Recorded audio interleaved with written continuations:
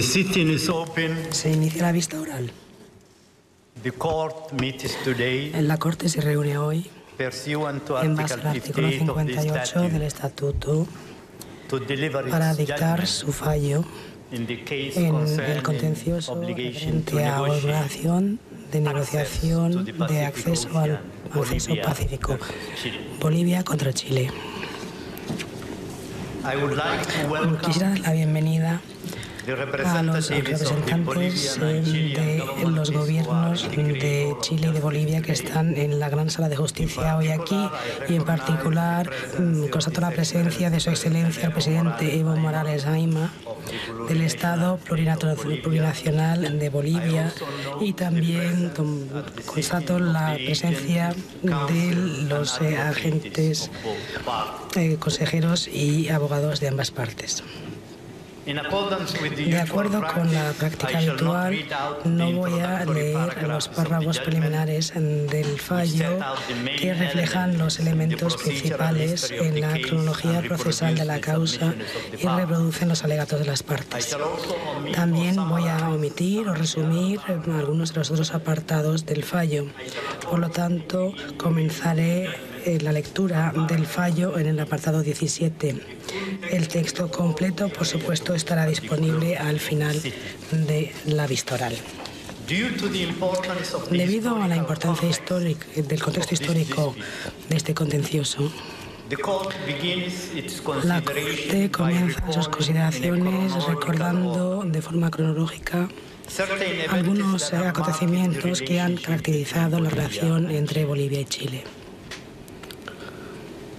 Chile y Bolivia obtuvieron su independencia de España en 1818 y 1825 respectivamente.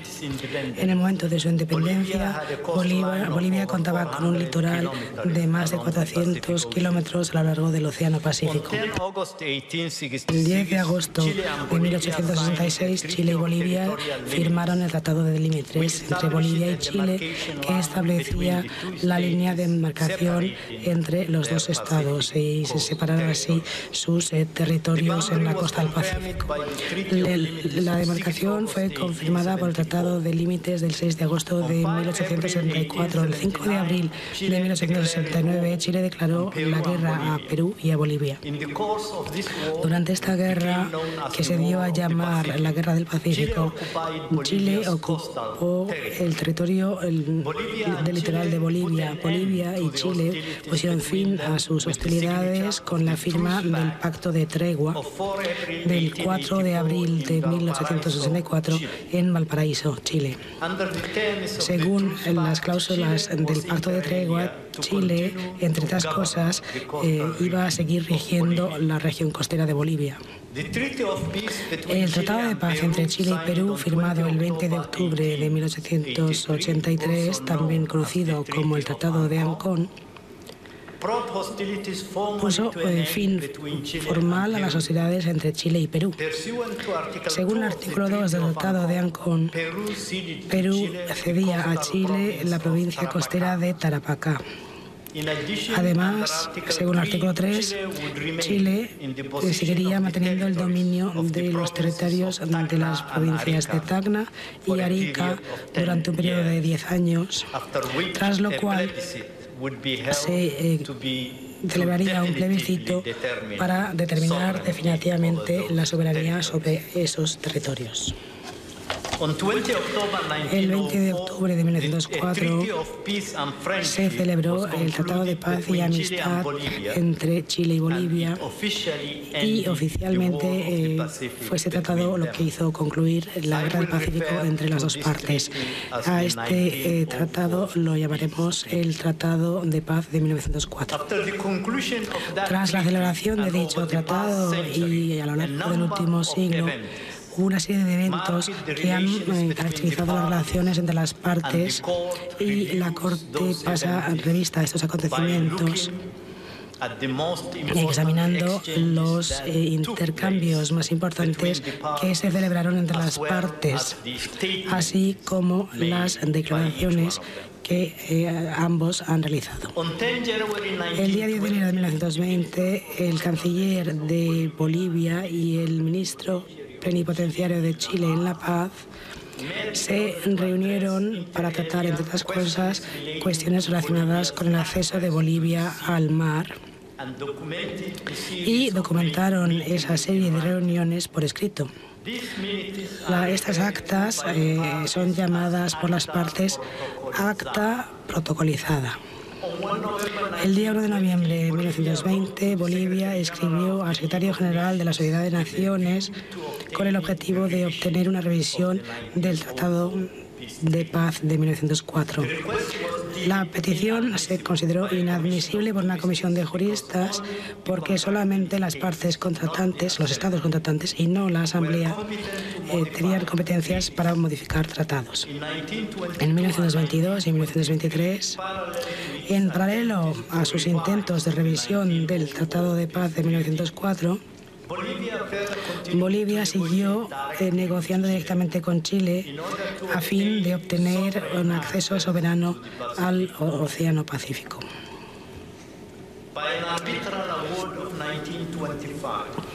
El presidente de Estados Unidos, el señor Calvin Coolidge, a través de un laudo de 1925, estableció los términos del plebiscito sobre Tacna y Arica previsto en el artículo 3 del Tratado de Ancón.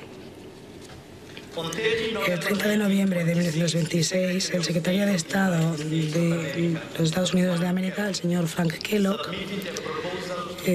envió una propuesta a Chile y a Perú relativa a la cuestión de la soberanía sobre las provincias de Tacna y Arica.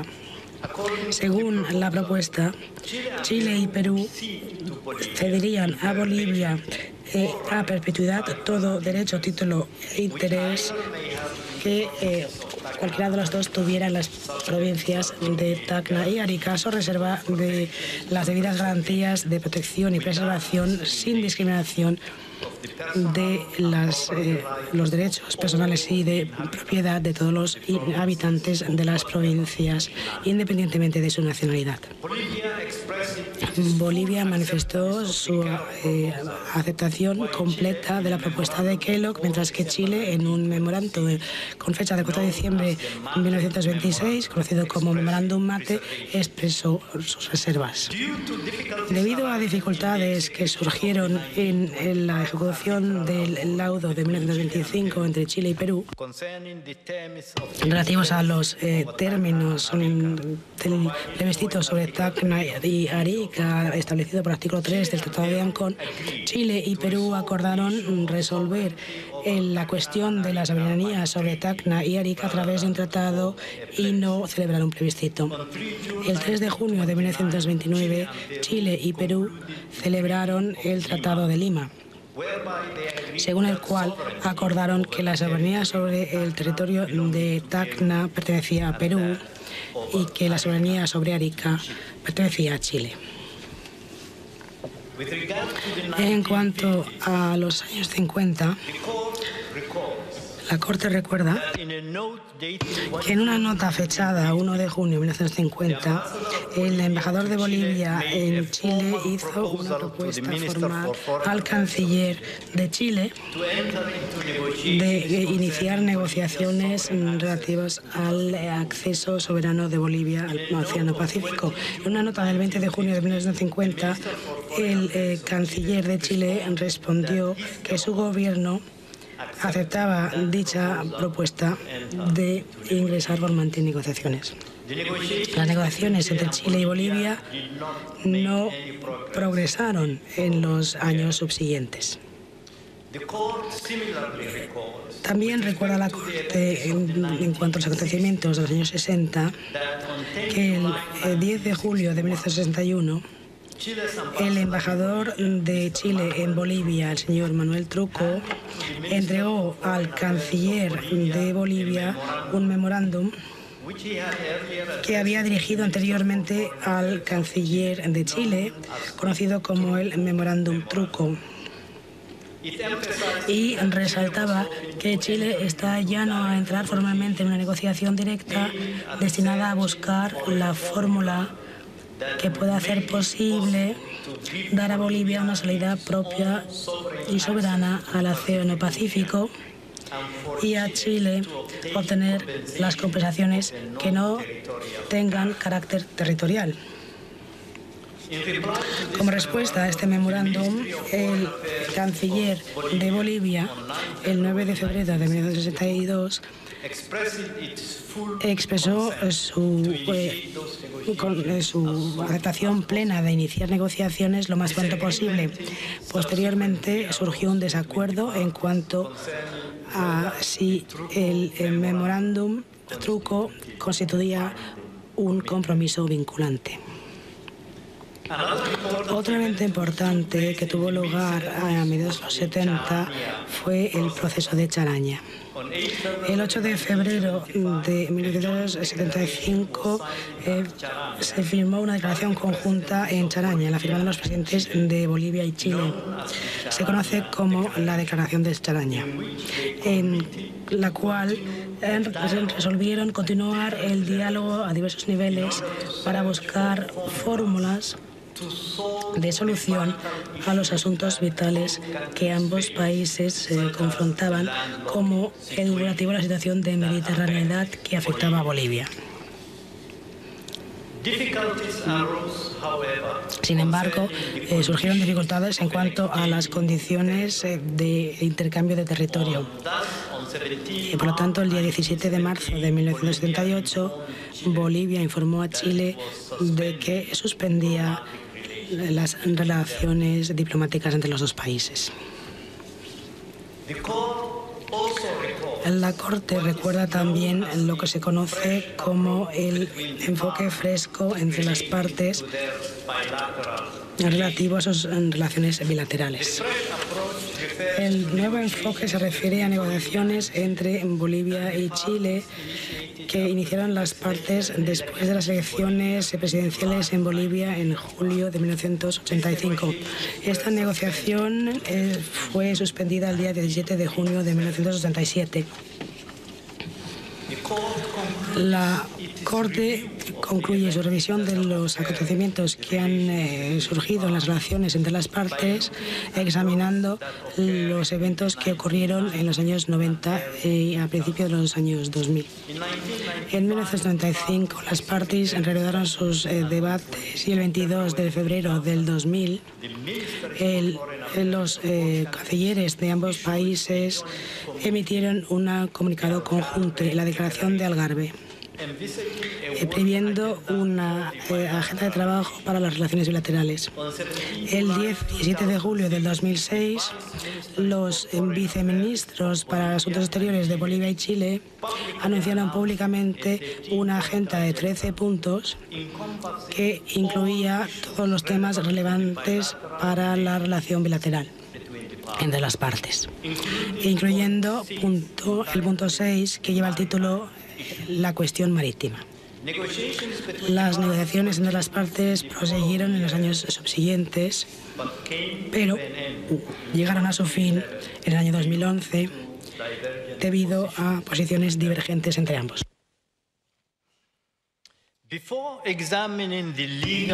Antes de examinar la base jurídica evocada por Bolivia en cuanto a la presunta obligación de Chile a negociar el acceso soberano de Bolivia al Océano Pacífico, la Corte analizará el significado y el alcance de los alegatos de Bolivia. En sus alegatos, que no se han modificado desde su solicitud inicial, Bolivia solicitó a la Corte que declare y juzgue que, y cito, Chile tiene la obligación de negociar con Bolivia con el objetivo de llegar a un acuerdo que dé a Bolivia un acceso soberano pleno al Océano Pacífico. Fin de la cita.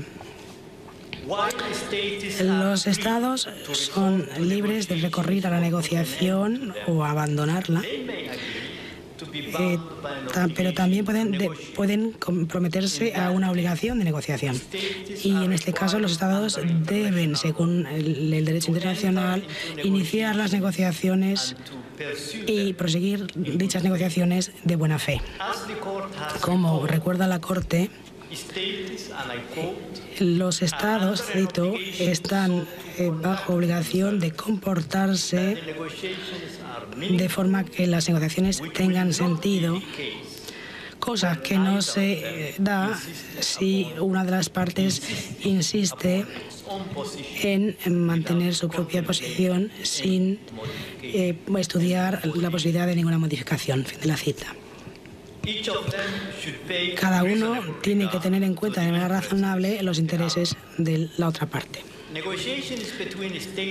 Las negociaciones entre los Estados pueden llegar a un acuerdo que zanje la disputa, pero en general una obligación a negociar no implica una obligación de llegar a un acuerdo. Cuando se crea una obligación de negociar, las partes pueden, como hicieron por ejemplo en el artículo 6 del Tratado de No Proliferación de Armas Nucleares, pueden, establecer una obligación de conseguir un resultado concreto. Los alegatos de Bolivia podrían entenderse como que se refieren a una obligación de este tipo. Como observó la Corte en su fallo sobre las objeciones preliminares, Bolivia no solicita a la Corte que declare que tiene un derecho al acceso soberano al mar. Lo que Bolivia solicita en sus alegatos es que lo que declara es que Chile está obligada a negociar para llegar a un acuerdo que otorgue a Bolivia un acceso pleno soberano al Océano Pacífico. En el mismo fallo sobre objeciones preliminares, la Corte determinó que la cuestión de fondo del contencioso es si Chile está obligada a negociar de buena fe el acceso soberano de Bolivia al Océano Pacífico. Como observó la Corte, esta presunta obligación no incluye un compromiso de llegar a un acuerdo sobre el fondo de la cuestión del contencioso. El término acceso soberano, según se emplea en los alegatos de Bolivia, podría dar lugar a distintas interpretaciones. Al responder a una pregunta suscitada por un miembro de la Corte al final de las audiencias sobre la objeción preliminar de Chile, Bolivia definió que el acceso soberano significaba que Chile ha de conceder a Bolivia su propio acceso al mar con soberanía de conformidad con el derecho internacional. En su respuesta, Bolivia especificó aún más que el acceso soberano existe cuando un Estado no depende de nada ni de nadie para gozar de ese acceso, y que el acceso soberano constituye un régimen que asegura una vía ininterrumpida para Bolivia al mar. Las condiciones de este acceso quedando bajo la administración y el control exclusivos, tanto legales y físicos, de Bolivia. En derecho internacional, la existencia de una obligación de negociar debe quedar establecida de la misma manera en que se establece cualquier otra obligación jurídica. La negociación forma parte de la práctica corriente de los Estados en sus relaciones bilaterales y multilaterales. No obstante, el hecho de negociar una cuestión en algún momento determinado no implica que se está dando lugar a una obligación de negociar. En particular, para que surja una obligación de negociar en virtud de un acuerdo, es necesario que los términos empleados por las partes, el objeto, así como las condiciones de la negociación, demuestren una intención de las partes de vincularse jurídicamente. Esta intención, en ausencia de términos claros que indiquen la existencia de un compromiso jurídico, puede establecerse también en base a un examen objetivo de todos los elementos de prueba. Bolivia invoca 8 fundamentos jurídicos en apoyo a la obligación de Chile de negociar su acceso soberano al Pacífico. La primera de estos fundamentos jurídicos es la de los acuerdos bilaterales. La segunda son las declaraciones y otros actos unilaterales. La tercera, la aquiescencia. La cuarta es el estoppel. La quinta son las expectativas legítimas. La sexta es el párrafo 3 del artículo 2 de la Carta de Naciones Unidas. Artículo 3 de la Carta de la Organización de los Estados Americanos. Y el séptimo fundamento son las resoluciones de la Asamblea General de la Organización de los Estados Americanos y, por último y en octavo lugar, el alcance jurídico de los instrumentos, de los actos y elementos de conducta considerados de manera acumulativa. La Corte ahora se empleará a analizar todos estos fundamentos jurídicos que acabamos de describir. La Corte empieza su examen de los fundamentos jurídicos invocados por Bolivia en los acuerdos bilaterales. La demanda de Bolivia se fundamenta principalmente sobre la supuesta existencia de uno o varios acuerdos bilaterales que impondrían a Chile la obligación de negociar el acceso soberano de Bolivia al Océano Pacífico. En este respecto, la Corte nota de entrada que, en función del derecho consuetudinario internacional y como lo refleja el artículo 3 de la Convención de Viena sobre los tratados, los acuerdos que no han sido concluidos por escrito también pueden tener valor jurídico. Pero independientemente de la forma que los acuerdos tomen, ha de entenderse claramente como intención también a los acuerdos tácitos. En este sentido, la Corte recuerda que los elementos de prueba que prueben la existencia de un acuerdo tácito tienen que ser de naturaleza convincentes. Luego la Corte pasa a un análisis de los intercambios diplomáticos entre las partes durante los años 1920 y en particular se refiere a las actas de una reunión celebrada en enero de 1920 entre el ministro de Asuntos Exteriores de Bolivia y el plenipotenciario de Chile, reunión que se celebró en La Paz. Y ahí dicen que se constituye plenamente un acuerdo de negociar un acceso soberano. Y al respecto, Bolivia especifica que el acuerdo en esta acta protocolizada fue hecho por representantes del Estado que tenían competencia para vincular jurídicamente a sus estados respectivos. Bolivia también dice que los términos reflejan claramente la intención de Chile de vincularse jurídicamente con este instrumento. Chile se concentra en la antepenúltima cláusula de la acta protocolizada, según la cual el ministro boliviano de Asuntos Exteriores indicó que no se podrían crear derechos u obligaciones para los estados cuyos representantes hicieran estas declaraciones y también mantuvo que, al contrario de lo que afirma Bolivia, esta declaración expresa indica claramente la intención de las partes de no establecer ninguna obligación jurídica. Independientemente de esta cláusula, Chile ha destacado que el texto completo del acta protocolizada establece claramente que no se emana ninguna obligación jurídica, ni que se crea ni que se confirma ninguna obligación jurídica a través de este instrumento. La Corte también toma nota que en 1920 las partes realizaron negociaciones durante las cuales Chile se expresó a hacer que Bolivia pudiera tener un acceso al mar cediendo así a Bolivia una parte importante de la zona situada en el norte de Arica y también una línea de ferrocarril.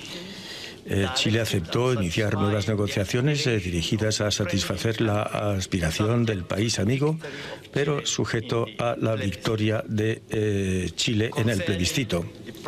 Con respecto a las provincias de Tacna y Arica, aunque estos comentarios son de importancia sobre el nivel político, no indican que Chile haya aceptado una obligación de negociar el acceso soberano al mar para Bolivia, como tampoco el acta protocolizada revela que tal aceptación haya sido expresada en el transcurso de las negociaciones. La Corte recuerda que en el caso llamado delimitación marítima y cuestiones territoriales entre Qatar y Bahrein, la Corte falló que las actas firmadas de una discusión podrían constituir un acuerdo si allá se enumeraban los compromisos que las partes habían consentido y no reflejaban meramente las discusiones o resumían los puntos de acuerdo o de desacuerdo. La Corte también apunta que el acta protocolizada no enumera ningún compromiso ni tampoco resume siquiera los puntos de acuerdo o de desacuerdo. Además, la penúltima cláusula de estas actas indica que el canciller de Bolivia declaró, y ahí le cito, que la declaración presente no contiene ningún dispositivo que genere derechos u obligaciones para los estados cuyos representantes hayan efectuado dichas declaraciones. Fin de cita. El ministro plenipotenciario de Chile no contradijo en este respecto. Y ahí la Corte observa que los intercambios entre las partes después del acta protocolizada tampoco mencionan ni indican que hubiera un acuerdo bajo el cual Chile se comprometiera a negociar el acceso soberano de Bolivia al Océano Pacífico. La Corte luego examinó el intercambio de notas diplomáticas celebrado en 1950 con respecto al acceso de Bolivia al mar y también examinó el memorando truco de 1961. Y en este respecto, Bolivia recuerda que el 1 de junio de 1950 presentó a Chile una nota donde proponía que ambas partes iniciaran oficialmente negociaciones directas para satisfacer la necesidad fundamental de Bolivia de obtener su propio acceso soberano al Océano Pacífico. Y esto así resolvería la situación de mediterraneidad de Bolivia. Bolivia también se refiere a la nota de Chile en respuesta a la anterior, con fecha del 20 de junio de 1950. Según Bolivia, este intercambio de notas representa de por sí un tratado en función de lo dispuesto por el derecho internacional, lo que indica en su naturaleza, así como el contenido, así como las circunstancias que precedieron y que siguieron su adopción. Con respecto al memorando truco del 10 de julio de 1961, Bolivia estima que se trata de un acto internacional reflejando el acuerdo entre las partes con miras a iniciar negociaciones directas sobre el acceso soberano al mar. Chile aduce, sin embargo, que las notas de 1950 no demuestran la intención objetiva de las partes en cuanto a vincularse. Estima Chile que el texto de la nota no hace más que traducir su disposición política a iniciar negociaciones. También destaca Chile que las partes no iniciaron negociaciones después de este intercambio de notas.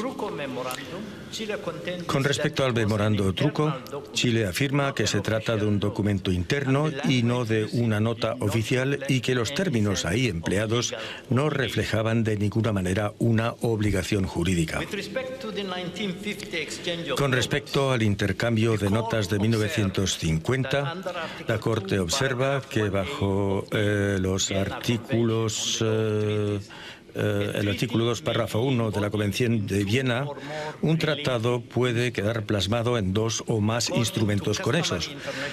Según el derecho consuetudinario internacional y tal como lo refleja el artículo 13 de la Convención de Viena antemencionada, la existencia del consentimiento de los Estados en respecto a la vinculación constituido por los instrumentos intercambiados entre ellos exige que los instrumentos dispongan que dicho intercambio tendrá ese efecto o bien que este efecto se establezca de otra manera, es decir, donde los Estados hayan acordado que el intercambio de instrumentos podría surtir este efecto. La primera de estas condiciones no se cumple debido a que no se especificó nada en el intercambio de notas con respecto al efecto que dicho intercambio tendría. Por otra parte, Bolivia no ha facilitado a la Corte elementos de prueba suficientes que puedan probar que la otra condición sí se cumple. La Corte nota además que el intercambio de notas del 1 y del 20 de junio de 1950 no está en conformidad con la práctica habitualmente seguida cuando se concluye un acuerdo internacional a través del intercambio de instrumentos conexos. Según esa práctica, un Estado propone, en una nota dirigida a otro Estado, que se concluya un acuerdo siguiendo cierto método y luego el segundo Estado responde con otra nota que reproduce de manera idéntica el texto de la primera nota, indicando que acepta estos términos. Otras formas de intercambio de instrumentos pueden ser utilizados también para concluir acuerdos internacionales, pero las notas intercambiadas entre Bolivia y Chile en el mes de junio de 1950 no están redactadas de la misma manera ni tampoco reflejan posiciones idénticas y en particular con respecto a la cuestión crucial de negociaciones relativas al acceso de Bolivia al Océano Pacífico. El intercambio de notas no puede, por ende, ser considerado como un acuerdo internacional. En todo caso, la nota de Chile, sea la que sea la traducción que utilicen las partes de esta nota, indica la disposición de Chile de participar en negociaciones directas, pero no se puede deducir de esta nota que Chile haya aceptado la obligación de negociar un acceso soberano para Bolivia al mar. En respecto al memorando truco, la Corte observa que este memorando, que no fue dirigido formalmente a Bolivia, sino que fue entregado a las autoridades bolivianas, no puede ser considerado únicamente como un documento interno. No obstante, al repetir ciertas declaraciones contenidas en la nota del 20 de junio de 1950, este memorando no genera ni tampoco reafirma la menor obligación de negociar el acceso soberano para Bolivia al Océano Pacífico. Pasamos ahora a la declaración de Charaña de 1975. La Corte examina el argumento de Bolivia según el cual la declaración común firmada en Charaña el día 8 de febrero de 1975 constituiría la base jurídica de una obligación por parte de Chile de negociar el acceso soberano para Bolivia al Océano Pacífico. En esa declaración, los jefes de Estado de Bolivia y de Chile decidieron, y ahí les cito, continuar el diálogo a distintos niveles con mira de buscar o identificar mecanismos que permitan resolver los temas vitales con los que se encaran los dos países, como por ejemplo la situación de mediterraneidad con la que se encara Bolivia, tomando en cuenta los intereses y las aspiraciones de los pueblos boliviano y chileno. Fin de cita. Bolivia mantiene que esta declaración tiene el peso jurídico de un tratado. En vista de Chile, la declaración de Charaña y sus términos y otras declaraciones que siguieron a la declaración de Charaña no crean ni confirman una obligación jurídica de negociar. Chile mantiene que la decisión de seguir las discusiones no muestra la intención de crear una obligación jurídica de negociar. La Corte también nota que la declaración de Charaña es un documento firmado por los presidentes de Bolivia y de Chile que podría ser calificado como tratado si las partes hubieran expresado la intención de vincularse con ese instrumento o si tal intención pudiera ser deducida de alguna manera. Sin embargo, la redacción de la declaración indica más bien que tiene la naturaleza de un documento político donde se destaca la atmósfera de fraternidad y de cordialidad, así como el espíritu de solidaridad entre ambos estados. Y en la cláusula final deciden los estados normalizar sus relaciones diplomáticas. La redacción de esta declaración no confirma la existencia de una obligación de negociar el acceso soberano de Bolivia al Océano Pacífico.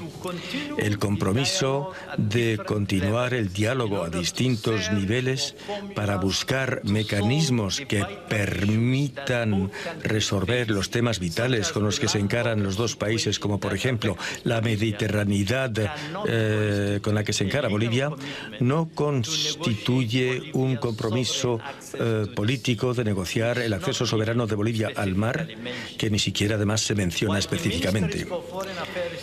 Y aunque los ministros de Asuntos Exteriores de las partes indicaron en su declaración conjunta del 10 de junio de 1977 que las negociaciones han sido iniciadas con miras a buscar una solución eficaz que permita a Bolivia de obtener un acceso libre y soberano al Pacífico, no fueron ellos más allá de la reafirmación de la necesidad de seguir las negociaciones sin referirse a la menor obligación de negociar. En base a estas pruebas, la obligación de Chile de negociar no puede ser deducida a raíz del contenido de la declaración de Charaña. La Corte apunta, no obstante, que ulteriormente las partes iniciaron negociaciones durante las cuales Chile propuso cederle a Bolivia una zona de costa y una banda de territorio en el norte de Arica en intercambio con los ciertos territorios. Y cuando Perú fue consultado de manera conforme al primer artículo del protocolo complementario al Tratado de Lima de 1929, Perú propuso poner una parte del territorio costero de Chile bajo la soberanía conjunta de los tres estados, y esto es algo que Bolivia y Chile rechazaron, y ulteriormente las negociaciones llegaron a su fin. La Corte después examinó la afirmación de Bolivia según la cual la obligación resulta de dos comunicados emitidos por ambos países en noviembre de 1986 como parte de lo que se llamó el nuevo enfoque.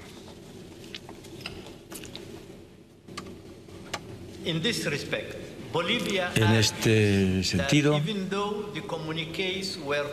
Bolivia aduce que, aunque los comunicados fueron redactados con términos distintos, no cabe la menor duda de que ambos plasmaban la existencia de un acuerdo para iniciar negociaciones oficiales sobre cuestiones de fondo y que, entre ellas, en ojos de Bolivia, estaban relacionadas a la Declaración Conjunta de Charaña de 1975. Por su parte, la demandada Chile afirma que los comunicados de noviembre de 1986 no plasman ningún acuerdo entre las partes ni tampoco demuestran la menor intención entre las partes de vincularse. La Corte recuerda que en el caso llamado Plataforma Continental del Mar Egeo, observó la Corte que no existe ninguna regla en el derecho internacional que prohíba la publicación de un comunicado conjunto y que esto forme un acuerdo internacional. Y que la cuestión de saber si un comunicado constituye un acuerdo depende de la naturaleza del acto o de la transacción a la que da lugar el comunicado.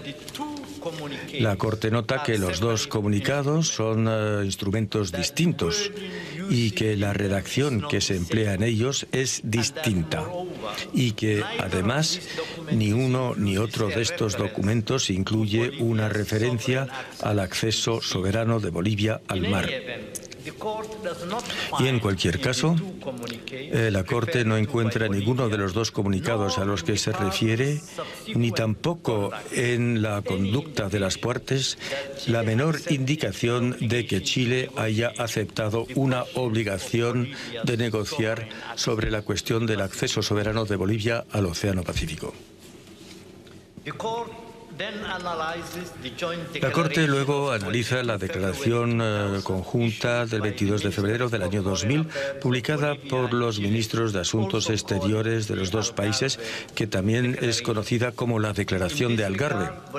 En este respecto, Bolivia recuerda que en esta declaración conjunta las partes se acordaron un programa de trabajo que se formalizaría en una fase ulterior del diálogo y que incluiría, sin excepción, la cuestión esencial en la relación bilateral entre los dos países. Esta declaración conjunta fue seguida por un comunicado conjunto por los presidentes de los dos países, donde los presidentes confirmaron que estaban dispuestos a iniciar un diálogo sin exclusión.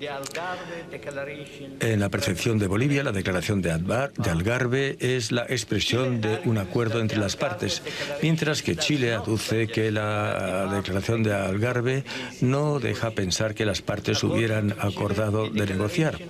Según Chile, esta declaración tampoco hace referencia a una obligación previa de negociar ni a otorgar un acceso soberano al mar. La Corte no identifica en la declaración de Algarve ningún acuerdo que le imponga a Chile la obligación de negociar el acceso soberano de Bolivia al Océano Pacífico.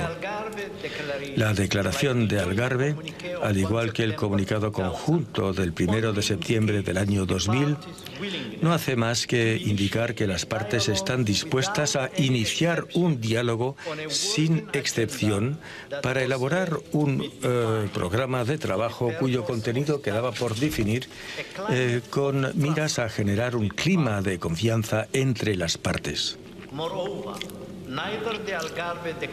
Además de lo anterior, ni la declaración de Algarve ni las declaraciones ulteriores contienen la menor referencia al tema del acceso soberano de Bolivia al mar. La Corte concluyó su análisis de los acuerdos bilaterales invocados por Bolivia examinando la agenda de los 13 puntos, el orden del día de los 13 puntos, documento que fue redactado durante una reunión del Grupo de Trabajo trabajo constituido por Bolivia y Chile, tratando de asuntos bilaterales en el 2006 y que fue anunciado por los viceministros boliviano y chileno de Asuntos Exteriores. Esta acta enumera todas las cuestiones que los dos estados debían examinar en el marco de sus cuestiones bilaterales. El punto 6 de esta agenda de los 13 puntos se refería, y cito, a la cuestión marítima. Fin de cita. Bolivia caracteriza esta agenda como un acuerdo vinculante. En ojos de Bolivia no cabe la menor duda de que la cuestión marítima abarca la cuestión de su acceso soberano al mar. Bolivia argumenta que quedó entendido por ambas partes que la cuestión marítima era un término genérico que incluía el problema pendiente del acceso soberano al mar. Chile reconoce que aceptó la inclusión de la cuestión marítima en el orden del día de los 13 puntos, pero, según Chile, no hay nada en este instrumento que apunte a una obligación preexistente de negociar sobre ese tema. Además, en ojos de Chile, la cuestión marítima es un tema de amplio alcance, pero no incluye ninguna referencia al acceso al mar. La Corte nota que el punto del orden del día llamado cuestión marítima, inscrito en el punto número en la agenda de los 13 puntos, es una cuestión suficientemente amplia para incluir la cuestión del acceso soberano de Bolivia al Océano Pacífico. El breve texto que constituye las actas de este grupo de trabajo, cuando se refiere a la cuestión marítima, dice solamente que, y cito, ambas delegaciones presentaron breves informes sobre las discusiones que mantuvieron sobre este tema en los últimos días y acordaron dejar esta cuestión de lado y permitir que fuera examinada por los viceministros durante su futuro encuentro. Y como lo indicó el jefe de la delegación boliviana en la Asamblea General de la OEA, a quien también cito, el orden del día fue considerado como la expresión de la voluntad política de ambos países con miras a la inclusión de la cuestión marítima. En ojos de la Corte, la mera mención de la cuestión marítima no puede dar lugar a una obligación de las partes de llevar a cabo una negociación y aún menos en lo que respecta el aspecto específico del acceso soberano de Bolivia al Océano Pacífico. En base al examen de los argumentos de las distintas partes y de los elementos que cada una ha presentado en guisa de prueba, la Corte concluye que los instrumentos bilaterales invocados por Bolivia no establecen la obligación por parte de Chile de negociar el acceso soberano de Bolivia al Océano Pacífico.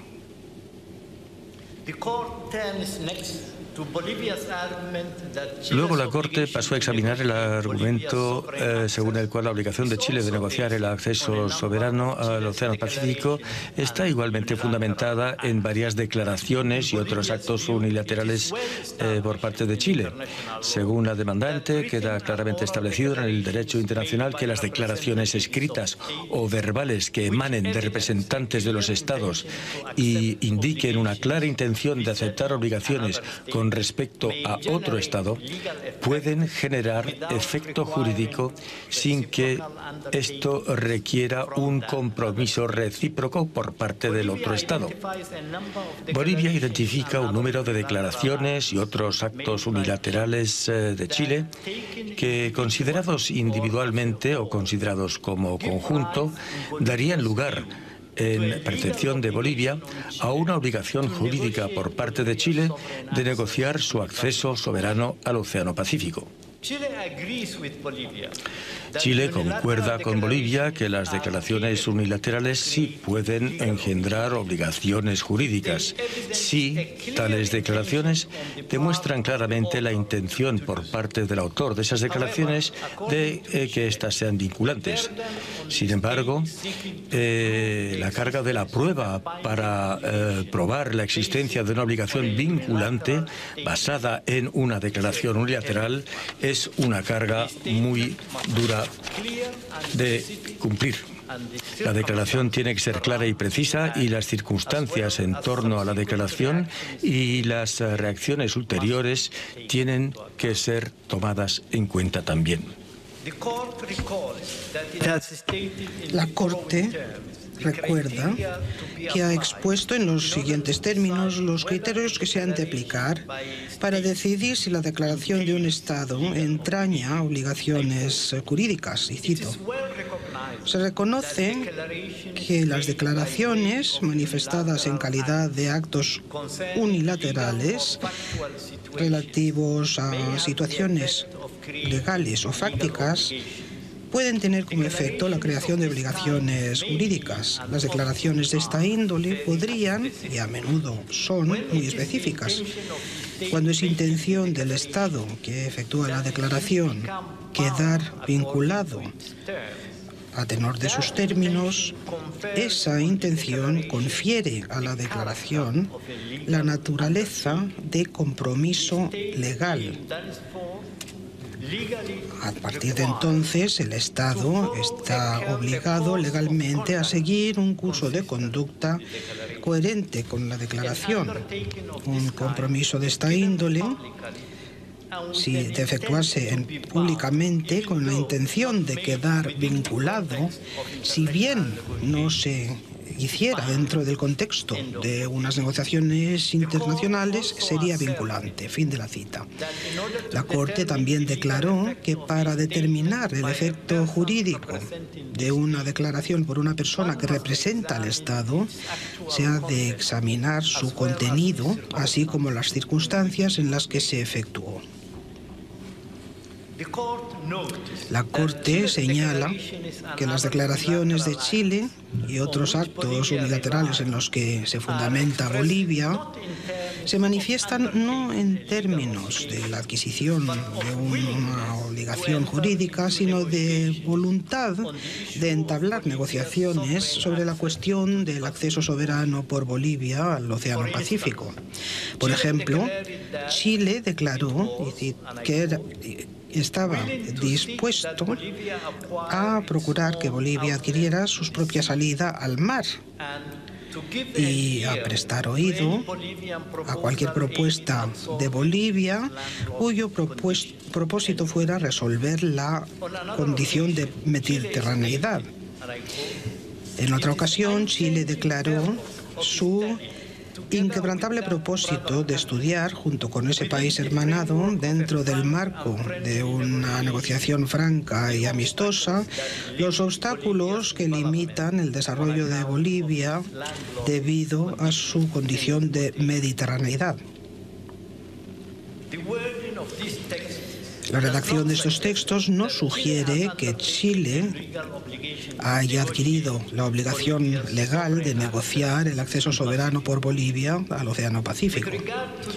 Por lo que respecta a las circunstancias de las declaraciones y manifestaciones de Chile, la Corte también observa que no hay pruebas de intención por parte de Chile de asumir una obligación de negociar.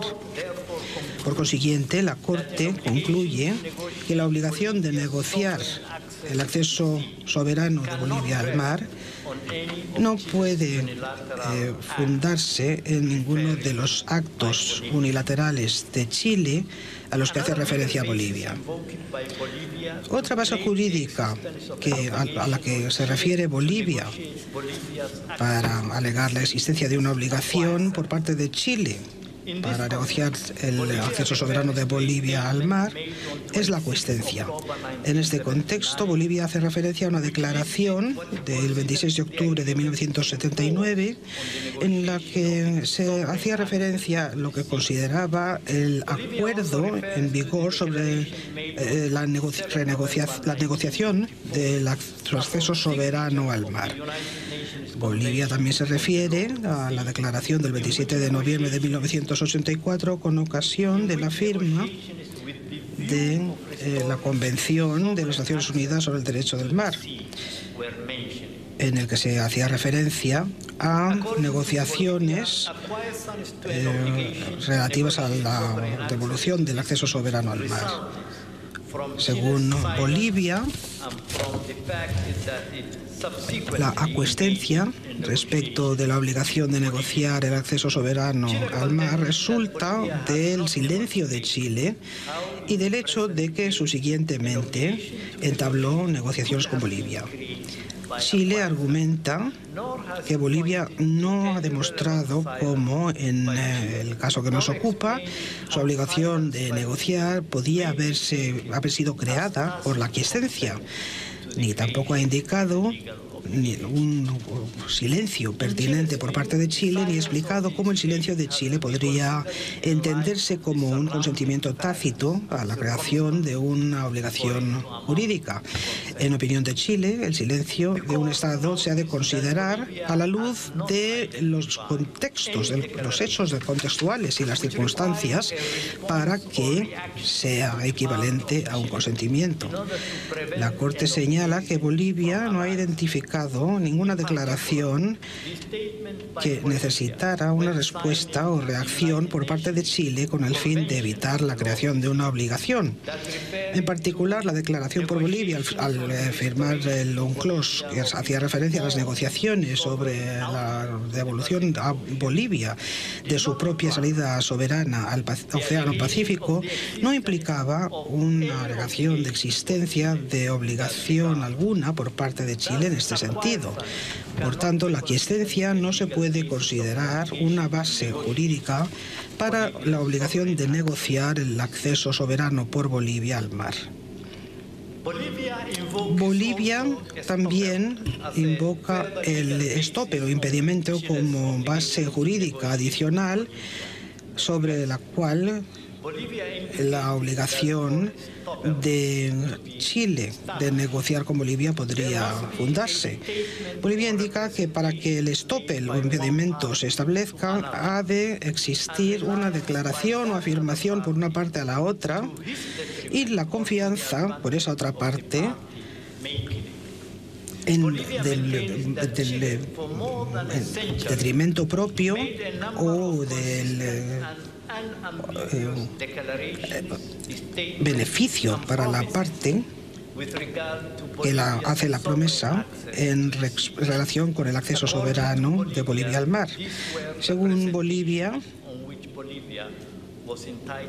se dieron de representaciones o declaraciones en las cuales Bolivia tenía derecho a basarse y lo hizo.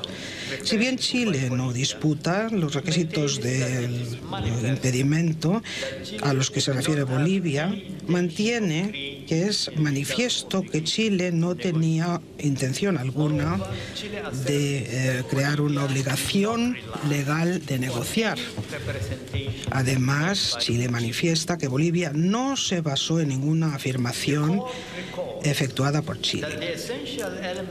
La Corte recuerda que los elementos esenciales necesarios por el impedimento son la existencia de una afirmación por una parte a otra y la confianza de esta otra parte en detrimento propio o beneficio de la parte que efectúa la declaración. Al examinar si las condiciones estipuladas en la jurisprudencia de la Corte para que exista un estope o impedimento en relación con la disputa fronteriza entre Camerún y Nigeria, la Corte declaró que un impedimento solamente existiría si por sus actos o declaraciones Camerún sistemáticamente hubiera dejado claro que había dado su acuerdo a resolver la disputa fronteriza presentada a la Corte por vías exclusivamente bilaterales. También sería necesario que al confiar en esta actitud, Nigeria hubiera cambiado su posición en detrimento propio o hubiera incurrido en algún perjuicio. La Corte concluye que en el caso presente las condiciones esenciales necesarias para el estoppel o impedimento no se cumplen. Si bien se han efectuado afirmaciones repetidas por parte de Chile de su disposición para negociar el acceso soberano de Bolivia al Océano Pacífico, estas afirmaciones no indican la obligación de negociar. Bolivia no ha demostrado que cambiara su posición en detrimento propio o en beneficio de Chile a causa de su confianza en las declaraciones o afirmaciones de Chile. Por tanto, el impedimento no puede sentar una base legal para la obligación por parte de Chile de negociar el acceso soberano de Bolivia al mar. Bolivia también aduce que las afirmaciones de Chile, mediante sus múltiples declaraciones y manifestaciones a lo largo de los años, dieron lugar a la expectativa de la restauración del acceso soberano por Bolivia al mar. Según Bolivia, la negación por Chile de su obligación de negociar y su negativa de entablar negociaciones adicionales con Bolivia frustran las expectativas legítimas de Bolivia. Bolivia arguye que, si bien el impedimento se centra en la posición del Estado, que adopta una posición y mantiene una obligación, la doctrina de las expectativas legítimas se centran en las posiciones de los Estados que han confiado en los puntos de vista adoptados por otros Estados y los trata como un derecho a fundarse en los compromisos manifestados por otra parte. Chile considera que Bolivia no ha demostrado que exista en el derecho internacional una doctrina de expectativas legítimas. Chile mantiene que no hay ninguna norma de derecho internacional que haga a un Estado legalmente responsable porque las expectativas de otro Estado no se cumplen. La Corte señala que se pueden encontrar referencias a expectativas legítimas en laudos arbitrales relativos a disputas entre un inversor extranjero y el Estado anfitrión que aplican cláusulas de los tratados en las que se dispone un trato justo y equitativo. No se sigue de estas referencias que exista en el derecho internacional general un principio que pudiera dar lugar a una obligación fundada en lo que se podría considerar una expectativa legítima. Por tanto, el argumento de Bolivia basado en las expectativas legítimas no se puede sostener. La Corte pasa ahora a considerar el argumento de Bolivia que una obligación de negociar se puede basar en el artículo 2, párrafo 3 de la Carta de Naciones Unidas o en el artículo 3 de la Carta de la Organización de Estados Americanos. En relación con la Carta de las Naciones Unidas, Bolivia aduce que existe una obligación general de negociar en el derecho internacional y se refleja en el artículo 2, párrafo 3 y también en el artículo 33 de la Carta. En sus alegatos verbales, Bolivia elaboró este argumento y afirmó que el artículo 2, párrafo 3 de la Carta refleja un principio básico de derecho internacional e impone una obligación positiva. Bolivia elabora un argumento similar respecto del artículo 3 de la Carta de la OEA al argumentar que Chile reconoce que la Carta de Naciones Unidas impone la obligación de resolver las disputas por medios pacíficos. Sin embargo, si bien las negociaciones son uno de los métodos para resolver las disputas de forma pacífica, no se han de preferir a otros medios de solución pacífica. Chile señala que el término negociar no aparece en ninguna parte del artículo 2, párrafo 3 de la Carta. Por lo que respecta al artículo 3 de la Carta de la Organización de Estados Americanos, Chile responde que esta disposición no puede constituir la base jurídica de una obligación para Chile en cuanto a su negociación con Bolivia respecto del acceso soberano de Bolivia al Pacífico. La Corte recuerda que, a tenor del artículo 2, párrafo 3 de la Carta de las Naciones Unidas, los miembros arreglarán sus controversias internacionales por medios pacíficos de tal manera que no se pongan en peligro la paz y la seguridad internacionales ni la justicia. Este párrafo estipula un deber general de arreglar las controversias de tal manera que se preserven la paz y la seguridad internacionales. Pero no hay ninguna indicación en esta disposición que las partes en una disputa hayan de recurrir a un método específico de solución como pueda ser la negociación. La negociación se menciona en el artículo 33 de la Carta junto con la investigación, la mediación, la conciliación, el arbitraje, el arreglo judicial, el recurso a organismos o arreglos regionales y otros medios pacíficos de su elección, de las partes. Sin embargo, esta última disposición también deja la opción de medios pacíficos de solución a las partes afectadas y no especifica ningún método específico entre los que se cuenta la negociación. Por tanto, las partes en una controversia a menudo recurren a la negociación, pero no están obligadas a hacerlo. El mismo enfoque se adoptó en la resolución 2625 de la Asamblea General. La resolución 3710 también siguió el mismo método y proclamó el principio de libertad de elección respecto de los medios para la solución de las disputas.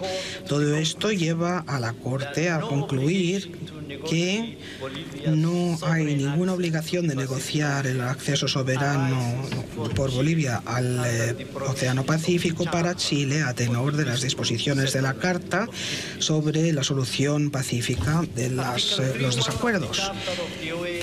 En el artículo 3.1 de la Carta de la OAE se dispone que las controversias de carácter internacional que surjan entre dos o más estados americanos deben ser resueltas por medio de procedimientos pacíficos. El artículo 24 dispone que las controversias internacionales entre Estados miembros deben ser sometidas a los procedimientos de solución pacífica señalados en la Carta, mientras que el artículo 25 relaciona estos procedimientos pacíficos como sigue: la negociación directa, los buenos oficios, la mediación, la investigación y conciliación, el procedimiento judicial, el arbitraje y los que especialmente acuerden en cualquier momento las partes. Recurrir a un procedimiento específico, como por ejemplo la negociación directa, no es una obligación a tenor de la Carta y por tanto no puede sentar una base jurídica para una obligación de negociar el acceso soberano al Océano Pacífico entre Bolivia y Chile. A continuación, la Corte examina el argumento de Bolivia basado en las resoluciones de la Asamblea General de la OEA. En este sentido, Bolivia hace referencia a 11 resoluciones de la Asamblea General de la OEA que se ocupan de la cuestión del acceso soberano por Bolivia al Océano Pacífico, aduciendo que confirmaban el compromiso por Chile de negociar respecto de esta cuestión. Bolivia no niega que las resoluciones adoptadas por la Asamblea General de esa organización no son vinculantes como tales, sino que mantiene que causan ciertos efectos legales a tenor de la Carta de la OEA. Para Chile, las resoluciones de la Asamblea General de la OEA, a las que se refiere Bolivia, ni confirman obligación existente alguna, ni crean otra obligación nueva. y al igual que todas las resoluciones de la OEA, no hubieran podido hacerlo.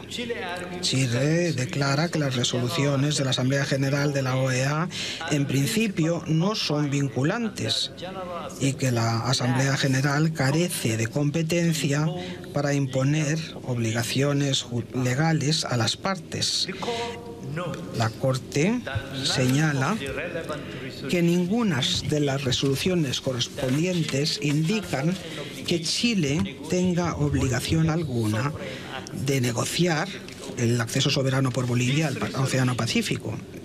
Estas resoluciones se limitan a recomendar a Bolivia y Chile que inicien negociaciones respecto de esta cuestión. Por añadidura, como reconocen ambas partes, las resoluciones de la Asamblea General de la OEA no son vinculantes de por sí y no pueden dar lugar a una obligación internacional. La participación por Chile en el consenso para la adopción de algunas resoluciones, por tanto, no supone que Chile haya aceptado quedar vinculada bajo el derecho internacional por el contenido de estas resoluciones.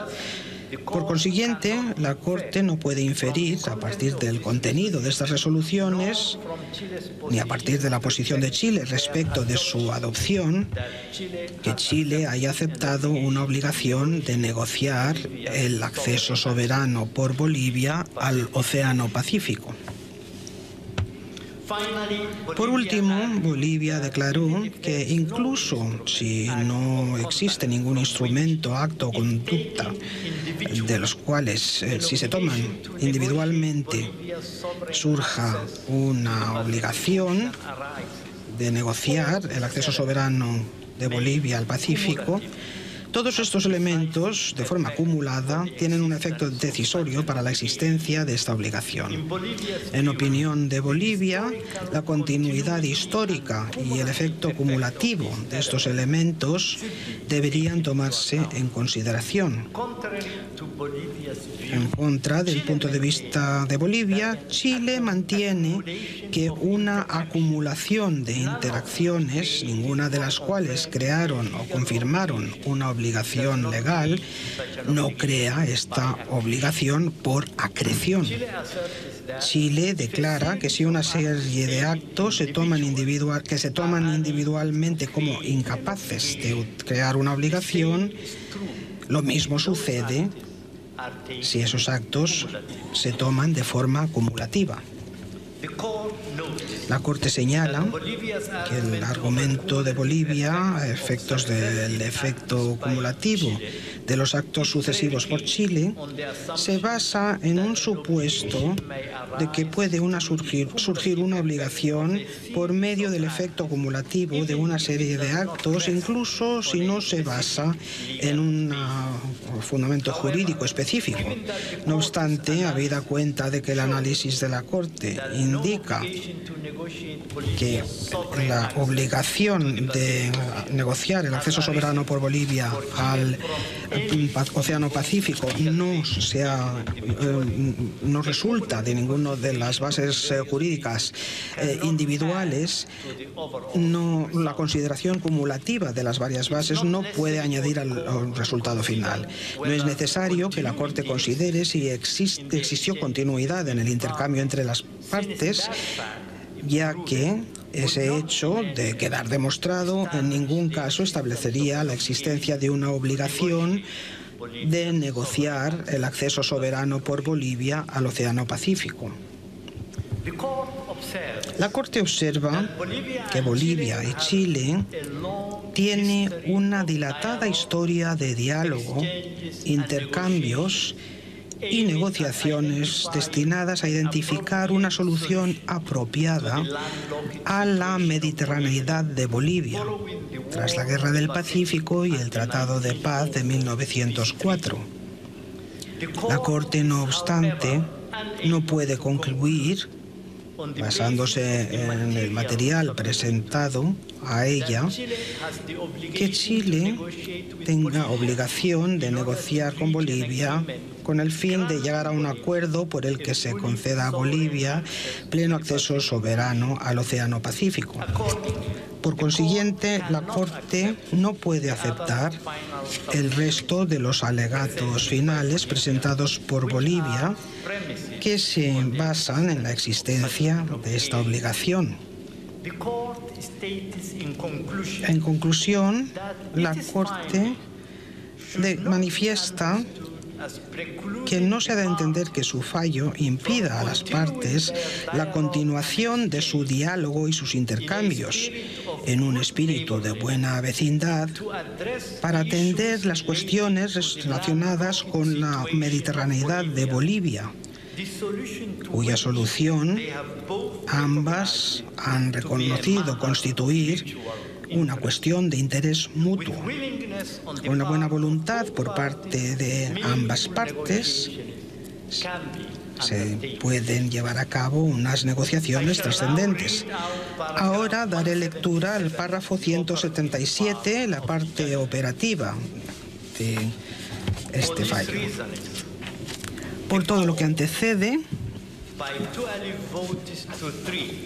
la Corte, por 12 votos contra 3, concluye que la República de Chile no contrajo la obligación legal de negociar un acceso soberano al Océano Pacífico para el Estado plurinacional de Bolivia.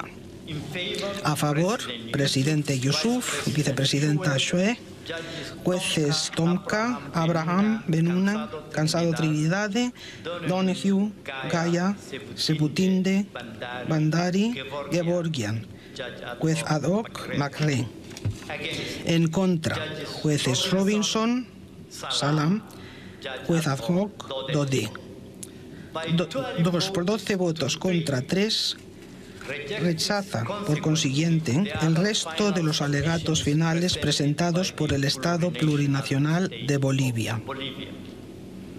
A favor, presidente Yusuf, vicepresidenta Shue, jueces Tomka, Abraham, Benuna, Cansado Trinidade, Donahue, Gaya, Sebutinde, Bandari, Gevorgian, juez ad hoc Macré.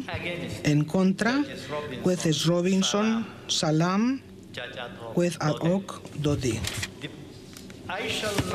Ahora pido al secretario que dé lectura al párrafo operativo de este fallo en lengua francesa. Gracias, señor presidente. Por todo lo que antecede, la Corte, 1, por 12 votos contra 3, concluye que la República de Chile no contrajo la obligación legal de recoger un acceso soberano al Océano Pacífico para el Estado plurinacional de Bolivia. A favor, presidente Yusuf, vicepresidente Shue, jueces Tomka, Abraham, Benune, Cansado Trinidade, Donahue, Gaya, Sebutinde, Bandaren y Gevorgian, juez ad hoc Macré. En contra, jueces Robinson, Salam, juez ad hoc Dodé. 2. Por 12 votos contra 3, rechaza, por consiguiente, el resto de los alegatos finales presentados por el Estado plurinacional de Bolivia. A favor, presidente Yusuf, vicepresidente Shue, jueces Tomka, Abraham, Benuna, Cansado Trinidad, Donahue, Gaya, Sebutinde, Bandari, Gevorgian, juez ad hoc Macré.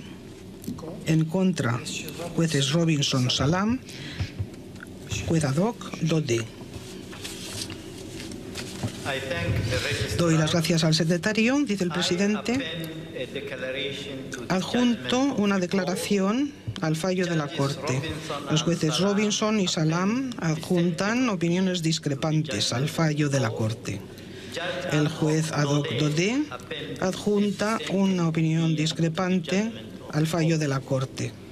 El texto del fallo está disponible hoy por escrito. También estará disponible en breve en el sitio web de la Corte.